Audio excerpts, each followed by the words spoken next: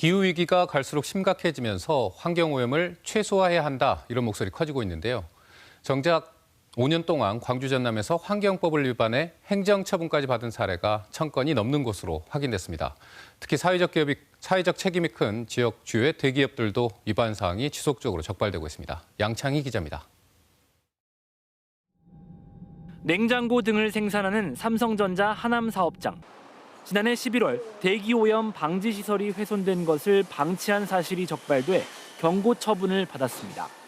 같은 달 광주 기아차 공장에서는 폐수를 배출하며 오염물질인 총인의 기준치를 넘겨 개선 명령이 내려졌습니다. 지난해 여수산단에서도 GS칼텍스와 LG화학, 한화솔루션과 금호 PNB화학 등의 환경법 위반이 잇따라 적발됐습니다.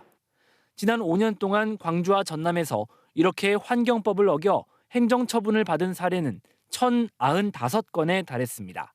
배출 허용 기준 준수 여부, 또 방지시설 비정상 가동 운영 여부 등을 이렇게 점검을 했는데 거기에 따라서 조업 정지, 개선 명령 등 행정처분을 조치하였고요. 특히 주목할 통계는 점검 건수에 비해서 적발이 몇 건이나 이루어졌는지를 보여주는 이 적발률입니다. 광주의 경우에는 그간 적발률이 20% 안팎을 기록하다가 지난해 적발률이 41%까지 크게 뛰었습니다.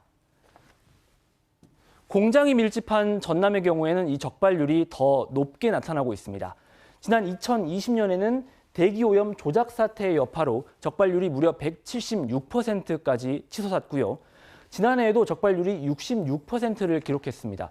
그러니까 공장 10곳을 돌면 6건에서 7건 정도는 법 위반 사항이 나왔다는 의미입니다. 환경 문제에 대한 경각심이 커지고 관련 규제도 강화되면서 대기업들도 환경과 안전을 고려한 ESG 경영을 강조하는 상황. 그만큼 기본적인 위반 사항을 줄이기 위한 투자와 노력이 동반돼야 한다는 지적이 나옵니다.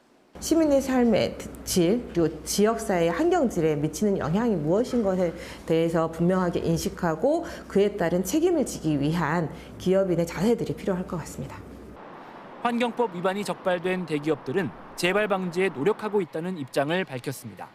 KBS 뉴스 양창희입니다.